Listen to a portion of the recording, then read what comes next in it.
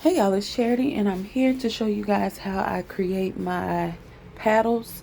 This particular paddle I use for graduation. You're going to use some laminating sheets, and it usually comes in half because it is the kind that doesn't need a machine, but you can just rip it down the middle because you'll only need one half to work with it. The cloudy side, I don't know if you can tell, but the cloudy side is what you're going to put face down on your paddle. Is what will stick to your paddle.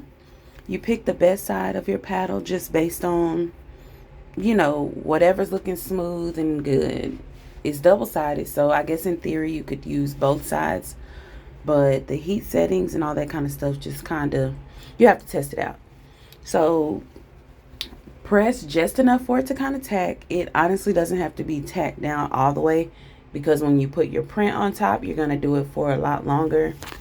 And at this point you just cut. You can use scissors, or I decided to get an X-Acto knife, and it was pretty much a breeze. Initially I was doing it the opposite way with my laminate paper down, but that was a bit more difficult. And then here I just ended up flipping it around, so it was pretty much like butter, like a butter situation. I used a fresh X-Acto knife, so that also may factor into the ease of everything. But pretty much whatever you have on hand to cut, you can cut. You also have the option of cutting beforehand, but I just rather err on the side of caution and tack it first and then cut. So that's what's happening here.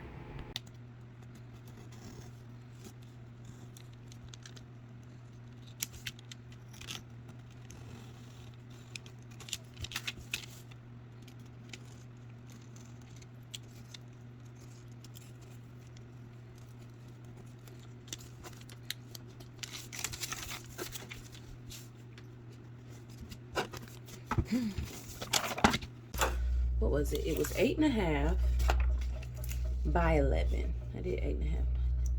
It's crazy. I could have just used 8.5 by 11 paper, but I don't have it. So I'm just placing, again, the side where we put our film on. You can see there's a couple of bubbles in there still, which is fine. It's not all the way pressed down in some places, which is also fine because this next press is going to be the final one, and it's going to be the one that's long enough to make everything adhere and stick and be perfect. So I'm just going to take a little piece of tape, because you can like peek at it and press it back down without it being an issue, without, well, I guess without too much shifting, rather. I did that on my first one of this set and it looks perfectly fine.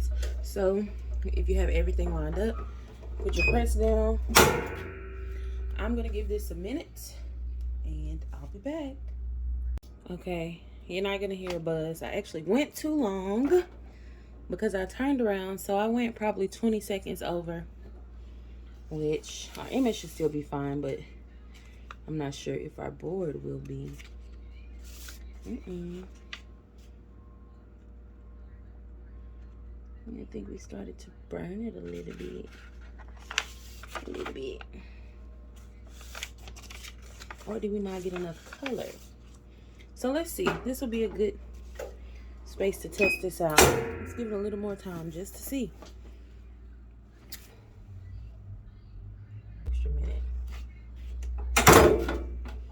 Let's see. Oh, did you see how that stood up to that? I mean, that was up against that. That happened to me the first couple times, so it's going to be like a huge air bubble. However, our image looks a little better. But it probably has a bubble. And yeah, okay, see, look, this is what happens if you go too long. It's a bubble of moisture. I don't know if you can see that. It looks like a warped situation, but I just go ahead and take this off. Take it on off. If it gets to that point, take it off, right? And what I do is try to get as much of it off as possible. And that's literally nothing but a pocket of After doing a couple of these, one thing I do suggest is to wait until your heat tape and your paddle overall like cool down, because ripping it or trying to take your heat tape off while it's fresh off the press is more likely to make your backside look like this. When if you kind of just let it cool off, it'll probably have the results similar to the first one that I did, which was on a much higher heat and for a longer time period, but it was still intact. Once everything cooled down and settled, it was all good. But here I am showing you an alternative to make your backside look a little better, because to me, looking like that is kind of funky. And that's not really something somebody wants to pay for. Like, there is a simple and easy way to clean that up. So it still looks good. It still looks good.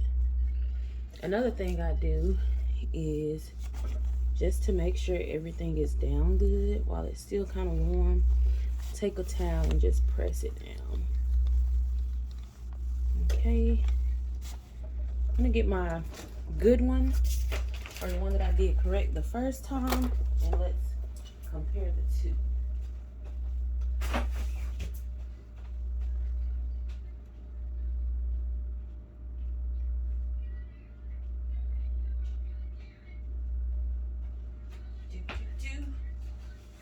Just off the glance, it does look a little different. I like the color. Well, you know what? Once you get under here, they're the same. To me, this is the perfect one. This is the other one. So really, they are the same. But this managed to save the back. I just have a little flap that I need to use Gorilla Glue spray adhesive. With this, just pop that boy on here.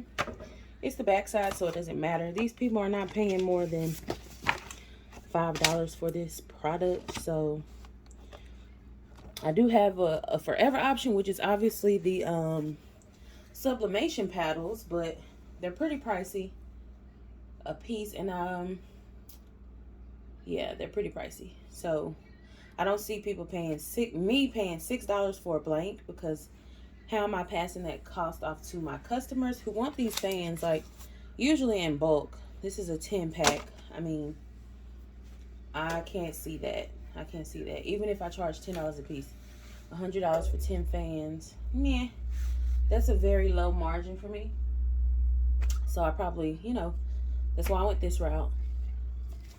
But I will show you the end result. But it's literally as simple as spraying this with your spray adhesive, putting it on here, giving it time to kind of get together, and then cutting the paper out. Or you can also cut the paper out ahead of time. It's totally up to you. But before you do that, I would clean these edges up. I was actually thinking about using my foam knife thingy, just because that should just literally melt the edges. But yeah, X-Acto knife should work just fine. Until next time, y'all.